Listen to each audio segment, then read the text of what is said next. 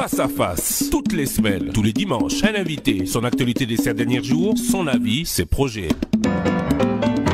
C'est sur Top Congo FM, une demi-heure sur l'info, pendant et après la grande édition de dimanche, c'est à 13h. Je vous retrouve tous les dimanches, 13h, dans le Face à Face. Rediffusion dimanche soir et lundi. État d'urgence. Le Parlement qui devait autoriser au président à le décréter se réunira bientôt pour statuer sur une question en vigueur depuis le 24 mars dernier. Pour en parler, le face-à-face aujourd'hui reçoit le président du Sénat, M. Alexis Tanguy-Mamba, bonjour. Christian, bonjour. Pourquoi maintenant, alors que le président a proclamé l'état d'urgence le 24 mars dernier, 3 semaines déjà? Nous nous trouvons devant une situation particulière. Il est évident que devant l'urgence, le président de la République a proclamé l'état d'urgence. Nous n'allons pas faire du juridisme pour savoir s'il fallait qu'il passe par l'article 119 de la Constitution qui veut que ce soit le Congrès qui autorise l'état d'urgence, mais nous nous trouvons devant une situation de fait. Mais la pandémie, telle que se propage aujourd'hui dans le monde, a justifié cette prise de position du président de la République et nous ne les condamnons pas. Mais maintenant, nous allons vers la suite du processus.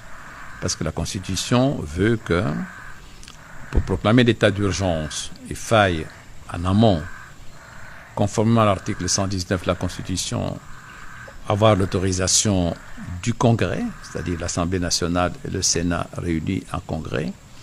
Et puis il y a surtout maintenant des possibilités, oui ou non, de proroger cet état d'urgence.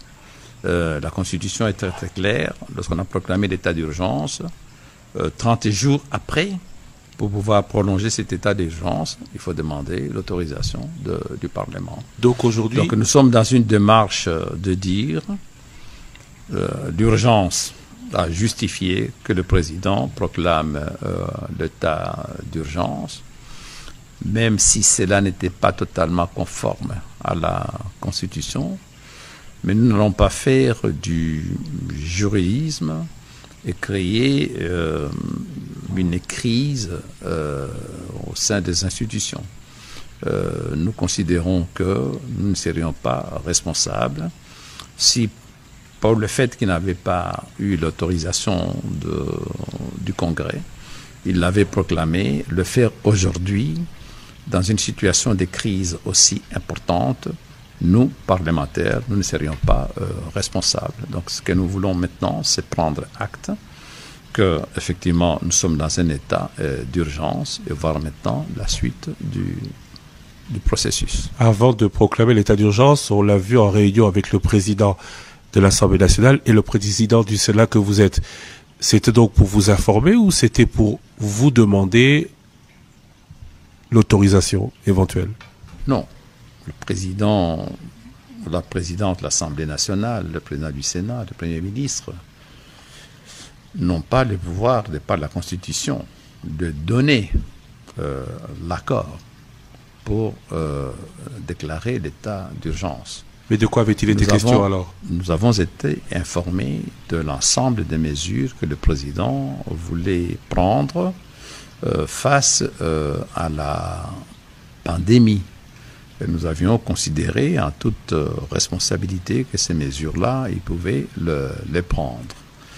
Et lorsque nous avons appris que finalement il a décrété l'état d'urgence sanitaire, bon, ok, nous avons été un peu surpris qu'on ait parlé de l'état d'urgence sanitaire. Mais nous sommes de responsables et nous avons considéré que dans un contexte comme celui-ci, ce n'est pas le juridisme qui prime, mais c'est la situation sur le terrain. Donc ce que nous voulons maintenant, parce qu'il est impossible que nous puissions poursuivre dans cette voie-là, si on ne se remet pas dans l'ordre institutionnel. Et l'ordre institutionnel veut que dans des situations de crise comme celle dans laquelle nous nous trouvons aujourd'hui, les différentes institutions de la République, c'est-à-dire la présidence de la République, le Parlement dans son sens large, c'est-à-dire l'Assemblée nationale et le Sénat, puissent travailler ensemble pour trouver les solutions qu'il faut pour la République. Donc aujourd'hui, nous travaillons dans le sens de trouver les solutions qu'il faut pour la suite des événements. On a bien compris que vous ne voulez pas de crise, mais nous ne voulons certainement pas de crise des institutions dans un moment comme celui-ci, parce que créer une crise des institutions dans un moment comme celui-ci, ça serait totalement irresponsable. Au nom de la Constitution, cet état d'urgence, le Parlement réuni en congrès en prendra acte à partir du 24 mars ou à partir du congrès? Ça ne peut être qu'à partir du congrès. Ça ne peut être qu'à partir du congrès. C'est pour cette raison que, après avoir examiné l'ensemble de la situation, avec nos différents services, nos collègues députés nationaux et sénateurs, ma collègue et moi-même avons fixé une ligne de conduite pour dire, écoutez, nous n'allons pas débattre sur le fait de savoir si oui ou non l'état d'urgence a été proclamé conformément à la Constitution ou pas. Nous avons dépassé ce stade-là de savoir si oui ou non c'était conforme à la Constitution. Maintenant, ce que nous voulons, c'est que la suite des événements puisse se faire conformément à la Constitution. La grosse question, c'est le Congrès qui va se réunir, va-t-il démarrer cet état d'urgence ou accéder à une éventuelle demande de la présidence de la République de prolonger l'état d'urgence démarré le 24 mars? Non, le problème devant lequel nous nous trouvons, c'est que nous nous trouvons dans une situation d'état d'urgence de fait. Même si cet état d'urgence n'est pas de droit. Nous sommes dans un état d'urgence de fait. Nous acceptons le fait que nous soyons dans un état d'urgence de fait. On ne revient pas en arrière pour savoir si, oui ou non, tout ça a été conforme à la Constitution. Maintenant, ce que nous souhaitons en tant que Parlement, c'est que la suite des événements puisse se faire conformément à la Constitution. Et la suite des événements veut que lorsqu'on a proclamé l'état d'urgence, même si dans le cas présent, c'est un état d'urgence de fait sanitaire, de fait, le président ne pourra pas proroger cet état d'urgence s'il n'a pas le point de vue du Parlement. Ce que nous voulons, c'est que pour le futur, le Parlement puisse jouer complètement son rôle. Donc je pense que ce que nous allons proposer aux parlementaires, c'est-à-dire les sénateurs et les députés nationaux, c'est de prendre acte qu'il y a eu un état d'urgence qui a été proclamé depuis le 24 mars. Nous ne sommes pas dans une situation normale, mais dire, voilà, il faut prendre acte que cet état d'urgence a été proclamé depuis le 24 mars et maintenant il nous appartient à nous, en tant que responsables parlementaires, d'accompagner pour le futur. Parce que notre Constitution est très claire. Quand l'état d'urgence a été proclamé, dans les 30 jours, le président est tenu de demander... On l'a bien compris, la prolongation. La prolongation. Et dans l'hypothèse où il ne demande pas la prolongation, automatiquement, l'état d'urgence cesse d'avoir ses effets. Donc il peut être sûr qu'à l'issue de ce congrès, il obtiendra une prolongation d'1 mois. Cette question, nous allons la présenter. Ce n'est pas 1 mois. La Constitution est claire. Lorsqu'on a proclamé l'état d'urgence, sa durée normale est de 30 jours. Et puis, il peut demander une prorogation qui va de 15 jours. Donc, après 15 jours, on demande une nouvelle prorogation. Donc, nous allons agir tout à fait comme responsables pour que, à partir du 24, sur demande du président, nous pensons qu'il fera cette demande-là, que nous puissions réunir les parlementaires pour leur dire la situation telle que se présente sur le terrain nécessite une prorogation de 15 jours. Je suppose que le président fera cette demande, indique que l'actuel Congrès ne se réunira pas à la demande du président. Non, le Congrès n'a pas besoin de l'accord, l'autorisation du président pour se réunir. Vous vous êtes autosaisi de la question. La Constitution a réglé toutes ces questions-là. J'ai entendu par-ci, par-là, des gens qui ont dit que pour que le Congrès puisse se réunir, il faut l'autoriser. Il faut une demande du président. C'est totalement faux. L'article 119 de la Constitution est clair sur ce point. Le Congrès se réunit. Il y a un certain nombre d'articles qui règlent cette question-là. Il y a l'article 119 de la Constitution qui dit que le Congrès s'est réuni pour 4 points particuliers. Faut-il réviser la Constitution? Il faut le Congrès. Faut-il autoriser l'état d'urgence? Faut-il autoriser la déclaration de guerre? Et le Congrès s'est réuni. Faut-il entendre le discours du chef de l'État? Le Congrès s'est réuni. Faut-il désigner les 3 juges constitutionnels? Le Congrès s'est réuni. Et puis il y a d'autres articles, disons, de la Constitution, notamment l'article 166, qui prévoit dans quelles conditions il faut réunir le Congrès. On n'est pas dans une situation qui concerne l'article 166 de la Constitution. Nous sommes dans le cas de l'article 119.2, c'est-à-dire que pour proclamer l'état d'urgence, la guerre, l'état d'urgence, et l'état d'urgence, il faut l'autorisation du Congrès. Bon, nous avons déjà dépassé cette étape-là. Nous allons prendre acte que nous sommes déjà effectivement dans l'état d'urgence, mais la suite du processus doit respecter la Constitution. Alors que la situation s'empire, que pourraient être les principaux changements du quotidien avec cet état d'urgence légalisé par le Parlement? Est-ce qu'il y aura des pouvoirs éventuels, des dispositions accordées à la présidence de la République pour... Nous voulons revenir à l'ordre institutionnel. Nous voulons revenir à l'ordre institutionnel. Nous allons proposer aux congressistes, c'est-à-dire les sénateurs et députés, de prendre acte que l'état d'urgence a été proclamé. Et nous n'allons pas ouvrir un débat pour savoir la légalité ou pas de cet état d'urgence. Oui, mais le président, en cas d'état d'urgence, peut légiférer par ordonnance. Nous sommes dans une situation où le président a déclaré un état d'urgence sanitaire. Nous considérons que nous devons pouvoir l'accompagner.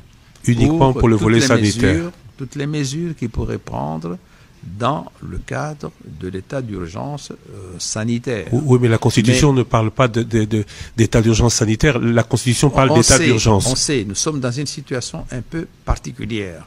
C'est pour cette raison que on va certainement devoir débattre sur une loi de modalités d'application de l'état d'urgence sanitaire. C'est indispensable parce qu'il faut pouvoir couler les décisions du président qui ont été prises par ordonnance.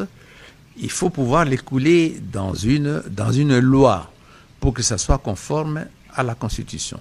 Et ce que nous allons proposer aux congressistes, c'est effectivement d'aller dans ce sens-là. Mais maintenant, nous allons profiter également de cette situation-là pour légiférer sur la notion de l'état d'urgence. Et dire, bon, lorsqu'on se trouve dans un état d'urgence sécuritaire, quelles sont les mesures qui peuvent être prises? Lorsqu'on se trouve dans un état d'urgence économique, quelles sont les mesures à prendre? Lorsqu'on se trouve dans un état d'urgence consécutif à une catastrophe naturelle, quelles sont les mesures à prendre. Mais maintenant, l'urgence que nous avons, c'est de donner une légitimité aux décisions qui ont été prises par le président.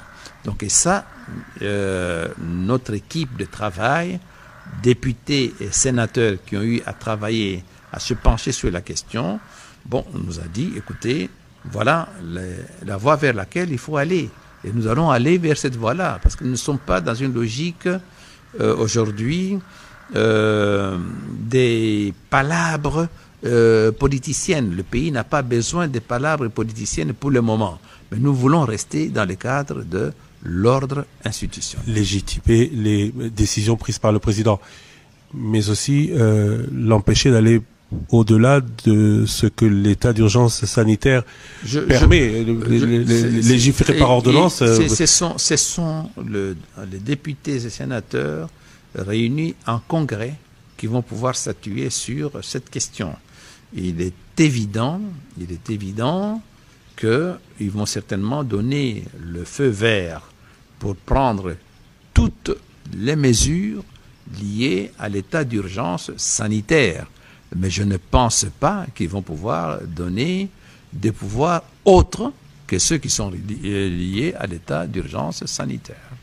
Mais moi, je ne suis qu'un parmi les congressistes, mais ça sera à eux à décider. Mais ça m'étonnerait fort qu'ils puissent donner des pouvoirs qui vont au-delà de l'état d'urgence sanitaire. Dans le cas de l'état d'urgence sanitaire,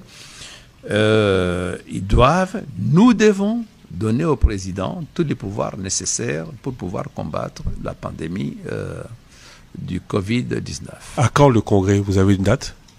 Ce que nous avons reçu aujourd'hui, le Premier ministre, donc ce vendredi, ma collègue de l'Assemblée nationale et moi-même avons reçu le Premier ministre et nous lui avons dit, nous allons convoquer le congrès.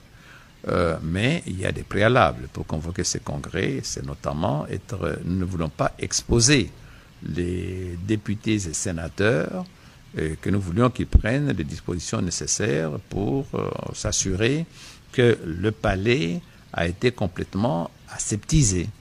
Et nous a donné les assurances qu'à partir de ce samedi, les équipes vont passer pour complètement désinfecter le palais à tous les niveaux.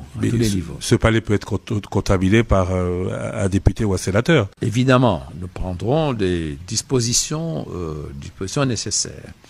D'abord, au niveau du Congrès, nous ne donnerons pas l'accès au palais au public pour éviter un nombre trop important. Et nous allons faire en sorte, compte tenu de la capacité de l'hémicycle de l'Assemblée nationale où se tiendra le Congrès, nous allons faire en sorte que la distance entre les différents intervenants soit supérieure à 1 mètre. Absolument. Donc ça veut dire que nous allons pouvoir veiller à ce qu'il y ait chaque fois au moins une rangée qui soit totalement vide et que sur les rangées qui sont occupées, il y ait au moins une distance de 2 mètres entre les congressistes. Cela uniquement pour le Congrès. C'est donc que c'était possible aussi. Pourquoi avoir suspendu la session ordinaire? Non, nous avons suspendu le plénière aussi bien de l'Assemblée nationale du Sénat en plein accord entre ma collègue de l'Assemblée nationale et moi-même pour ne pas exposer la santé des députés et des sénateurs. Oui, mais si les mêmes dispositions sont prises pour les plénières, maintenant, pourquoi on va pouvoir les prendre? Parce qu'à partir du moment où nous avions eu la rentrée parlementaire le 16 mars, les parlementaires pouvaient considérer que dès le 17 mars, nous pouvions déjà commencer à avoir les plénières et débattre des questions de la nation. Mais en rouvrant le 16 mars, on ne pouvait pas être assuré que le lendemain, les conditions seraient réunies pour pouvoir assurer la sécurité. Parce que nous avons la responsabilité d'assurer la sécurité des parlementaires. Mais maintenant, selon les mêmes précautions que nous prendrons pour le Congrès, nous allons reprendre les mêmes précautions pour les plénières ou les réunions en commission de l'Assemblée nationale. L'Assemblée doit pouvoir fonctionner. Et on ne peut pas dire qu'en période de crise, l'Assemblée ne fonctionne pas. Ça semble pas sérieux. Le Conseil des ministres qui ne se réunit pas, l'Assemblée qui ne se réunit pas. Comment est-ce qu'on résout une crise si les décideurs ne se parlent pas? Si les ministres ne veulent pas se réunir, ça c'est leur affaire. Mais nous, en toute responsabilité, nous considérons que les plénières vont répondre, mais ils vont répondre, tout comme les commissions vont répondre, tout comme les questions au gouvernement et le contrôle de l'action du gouvernement vont répondre, mais nous allons le faire en toute responsabilité, en nous assurant que nous n'exposons pas la santé de parlementaires. À quand ce congrès? Le Premier ministre nous a dit que pour désinfecter le palais, être sûr que toutes les conditions sont réunies, il lui faut 4 jours. Donc, qu'il allait envoyer les équipes le week-end qui commence demain. À supposer qu'il termine ses travaux pour assurer que le palais est tout à fait aseptisé mardi. Il nous a dit aussi qu'il faudra attendre 1 ou 2 jours après avant de reprendre les travaux. Mais dès que le palais sera en état d'assurer que tout a été désinfecté, dans le délai, nous allons convoquer le congrès. Monsieur le Président du Sénat, l'actualité en RDC, comme partout dans le monde, elle est au coronavirus qui arrête tout en RDC. Mais pas qu'en RDC, ça il faut le reconnaître. Mais en RDC, serait-ce un moyen de cacher pour l'avenir des manquements graves du présent? Non, nous ne parlons pas aujourd'hui des manquements graves du président. Je ne sais pas s'il y a des manquements graves. Quand on a du présent. Aujourd'hui, on avait évalué un budget à 20 milliards. On savait que c'était 5 milliards. Non. Est-ce que c'est pas une bonne nouvelle, ce coronavirus? Non. Non, le coronavirus n'est certainement pas une bonne nouvelle. Pas un prétexte. Il n'est certainement pas une bonne nouvelle, mais il est évident qu'il va avoir un impact sur le budget 2020. Il faut être complètement naïf que pour croire que le budget que nous avons voté de presque 11 milliards de dollars sera exécuté dans le contexte dans lequel nous nous trouvons aujourd'hui. Donc là, nous ne sommes pas dans une logique de dire est-ce que le président a fait son travail ou pas. Non. Aujourd'hui, nous nous trouvons face à une urgence. Et nous devons protéger nos populations. Nous devons protéger les populations de Massina, d'Ndjili, de la Gombe et de la République. Heureusement que nous n'avons pas beaucoup de cas qui sont signalés pour le moment. Oui, mais quand vous dites il faut protéger, pour certains gros travaux qui ne menacent pas la République, on entend que l'on passe des marchés de centaines de millions de dollars. À la date d'aujourd'hui, on n'a mis que 2,8 millions dans la riposte au coronavirus. Non, il est évident que nous devons absolument orienter désormais les priorités de la République. Les priorités de la République, c'est pas des marchés de prestige. Les priorités de la République, c'est pas les sauts de moutons. Les priorités de la République, c'est de s'assurer que nous avons mis en place suffisamment de moyens pour protéger notre population. Et aujourd'hui, le gros des moyens que nous avons doit être destiné à nous assurer que notre population ne sera pas affectée, comme cela se fait dans d'autres pays. Est-ce que le Parlement, pour ça, devrait aussi statuer, revoir le budget? Il est évident que ça serait totalement irresponsable de la part du Premier ministre et de son gouvernement de ne pas revenir au Parlement avec un collectif budgétaire qui tienne compte de la situation du moment. Un collectif budgétaire, ça veut dire une modification du budget tel qu'il avait été voté. Aujourd'hui, il faut pouvoir prioriser. Qu'est-ce que nous devons avoir aujourd'hui comme priorité pour notre peuple? Et c'est ça qui doit avoir le plus, disons, de moyens et pas les réalisations de prestige. Et je dis très très clairement, s'il faut arrêter les ponts urbains qu'on appelle les sauts de mouton dans un autre vocabulaire, pour que les moyens qui sont destinés à ces travaux-là aillent pour donner plus de moyens pour combattre le Covid-19, c'est ça qu'il faut pouvoir faire. Alors que donc, compte tenu de circonstances dans lesquelles nous nous trouvons, le gouvernement, parce que c'est le gouvernement qui doit prendre cette initiative, doit pouvoir orienter les priorités. Et alors, à ce moment-là, nous, en tant que parlementaires, nous allons l'accompagner. Monsieur Taboué Baba, merci de nous avoir accordé ce moment. On ne va pas se quitter sans parler de l'actualité. L'arrestation de Vital Kamerhe, directeur de cabinet du président de la République. Un commentaire? Ah non, aucun commentaire. J'ai été ministre de la Justice pendant plus de 4 ans, je pensais que 4 ans et demi.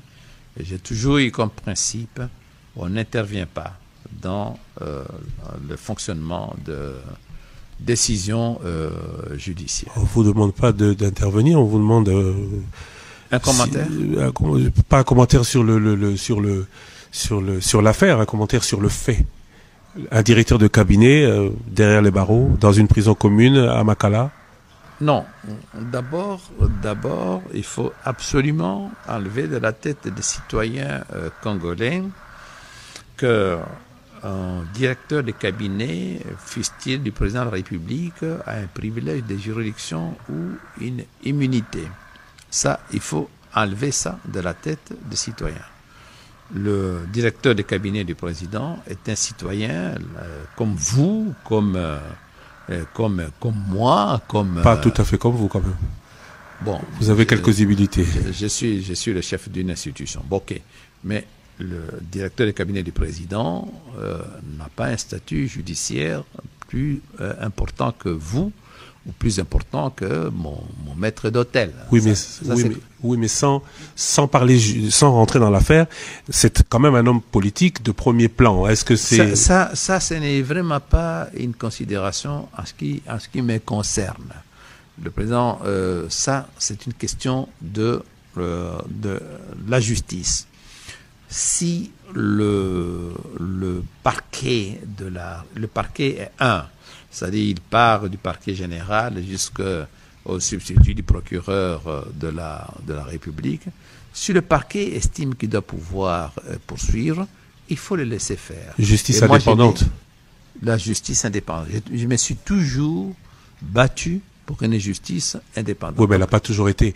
Elle n'a pas toujours été parce que nous avons permis depuis des décennies que des acteurs politiques interviennent dans la justice. Ce n'est pas le cas dans l'affaire Kamerhe. Je ne sais pas. Cela pourrait être le cas dans l'affaire Kamerhe. Je n'appartiens pas au corps ni de la justice ni de l'exécutif. Mais moi, je dis que c'est une question qui concerne uniquement la justice et que, personnellement, je n'ai aucun avis à donner là-dessus. Parlons politique, alors. Descente aux enfers d'un allié ou mise à l'écart d'un adversaire?